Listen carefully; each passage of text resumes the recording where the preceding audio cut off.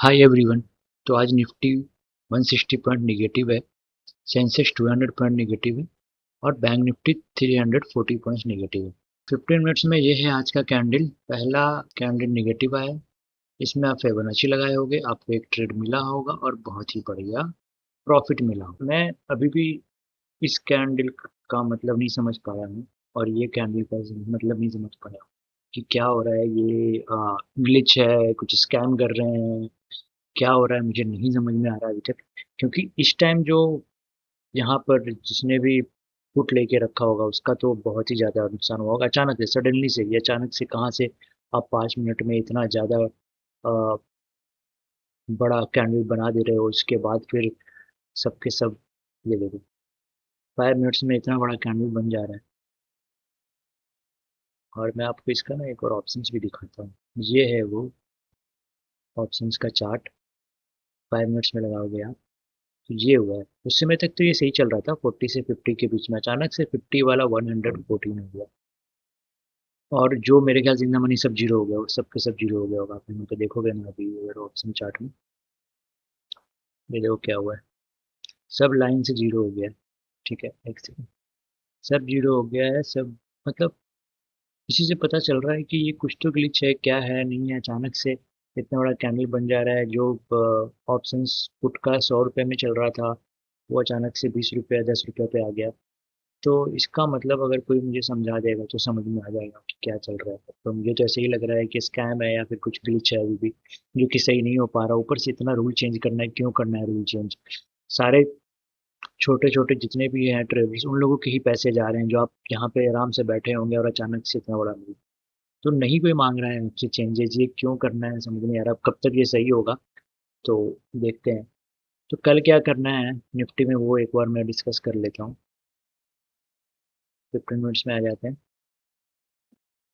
अभी एक तो मुझे कुछ एनालिसिस करने का मन नहीं कर रहा। कल जैसे ये इतना ऊपर क्लोज हुआ, ठीक है, और फिर उसके बाद गैप डाउन ओपन होकर के फिर उसी प्राइस पे आ गया ऑलमोस्ट, और फिर एक थोड़ा सा रिट्रेसमेंट लेके फिर फॉल हो गया। ठीक है, तो अब कल कैसा होगा इसका फिर से आप वही कर लो। मतलब अगर हाफ कैंडल के ऊपर ऐसा कुछ फिर से नेगेटिव बन के फिर से प्राइस एक्शन बना के नीचे उतरता है तो फिर से ये नेक्स्ट टारगेट जो है, ये जो गैप बोला था मैं आपको, कल क्या करना है उससे पहले मैं आपको एक चीज़ बता देता हूँ।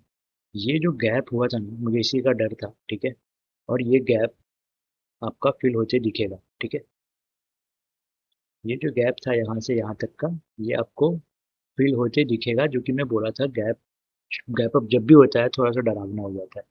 अभी सीन ये हो गया है कि ये गैप तो फिल हो गया, अभी एक गैप और बचा हुआ है जो कि ये वाला गैप है, जो कि ये है, जो कि 29 या 28 को ये बना था गैप। ठीक है, तो अभी ये कब फिल होने वाला नहीं पता। ठीक है, एनीवे, तो अभी एक काम करते हैं। मार्केट एकदम एग्जैक्ट कल के गैप के हाई से ही मूव किया है ऊपर। तो अभी कल क्या करना है, ठीक है, ये 15 मिनट्स का चार्ट है। अगर कल फिर से इसके नीचे आना शुरू होता है, 550 के नीचे आना शुरू होता है, पहला टारगेट ये रख लेना, फिर ये रख लेना, फिर उसके बाद नीचे उसके पहले दिन का क्लोजिंग जो कि है 24,360। फिर ये सारे लेवल देख लो आप, 24,280, 200, 250, तो ये सारे लेवल आ जाएंगे। बाइंग का मुझे नहीं समझ आ रहा है, बाइंग का भी कहाँ करना है, क्योंकि अगर लॉजिकली देखा जाए तो बाइंग होना चाहिए 24,600 के ऊपर ही। तो इसके ऊपर या कुछ गैप अप अगर ओपन होता है, अगर इसके ऊपर जाना शुरू होता है तो कर सकते हैं। ठीक है, ट्रेड ऊपर के लिए भी। अभी एक चीज़ और है, अगर आप फ्यूचर्स का लगाओगे ना चार्ट निफ्टी 50 का, तो वो 24,550 के आसपास क्लोज हुआ है। ठीक है, तो अगर इस चार्ट को आप देख के करोगे तो 24,500 अगर ब्रेक करने लगता है तो फिर सेलिंग आ जाएगा उसमें। तो 24,550 का मतलब हो गया कि कुछ यहाँ पे, तो यहीं पे अगर ओपन होता है मार्केट, उसके बाद नीचे आना शुरू होता है और ये ब्रेक करता है आज का लो, देन फिर हम लोग नया लो देखते जाए। तो बैंक निफ्टी में भी यही हुआ है पिछले 2 दिन से।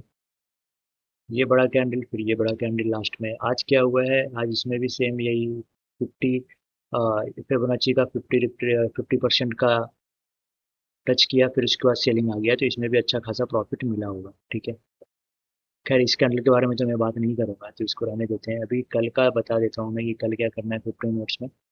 ये रहा, अगर बैंक निफ्टी कल इसके नीचे आना शुरू होता है या इसके नीचे कहीं भी अगर ये क्लोज देता है, ठीक है, तो आप सेलिंग कर सकते हो। किसके नीचे? अराउंड 57,650 के नीचे आना शुरू होता है, या फिर कुछ ऐसा खुल के ऐसा प्राइस एक्शन बनाता है तो फिर पहला टारगेट ये आ जाएगा 57 400 के नीचे अराउंड 350 300 का टारगेट आ जाएगा। ठीक है, फिर उसके बाद का जो टारगेट है फिर है 57,177। फिर उसके बाद है 57,000। तो ये सारे लेवल टेस्ट कर सकते हैं बैंक निफ्टी कल का। नेक्स्ट है सेंसेक्स। एक बार ये भी देख ही लेते हैं क्या होगा। आज सेंसेक्स में थोड़ा सा, जिससे कल थोड़ा सेलिंग आया था, आज थोड़ा सा बाइंग हो गया है। ठीक है, तो आज क्या हुआ सेंसेक्स में, इसने भी बहुत ही बड़ा गैप अप ओपन हुआ, फिर इसको पहले ही कैंडल में इतना बड़ा फॉल, ऑलमोस्ट 79,100 से लेकर के ये ऑलमोस्ट आ गया आपका 78,800 तक। ठीक है, तो 300-400 रुपये गए। फिर इसने भी प्राइस एक्शन बनाया और फॉल ही आता गया, तो ये भी बहुत अच्छा ट्रेड हुआ होगा, सेंसेक्स ने भी इसने किया होगा।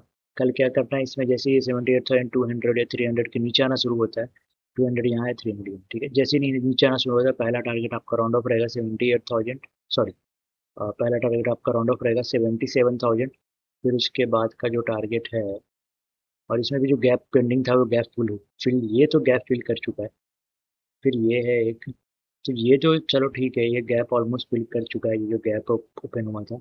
अभी ये जब यहाँ पे आ जाता है ना 77,300, तो फिर मुझे मज़ा आएगा, ये सारे गैप फिल जब होगा ना, तो फिर बहुत सही होगा। तो पुट वाले के लिए तो बहुत अच्छा पैसा हुआ आज, और कॉल वालों का लगातार 3-4 दिन से तो पैसे बन ही रहे थे।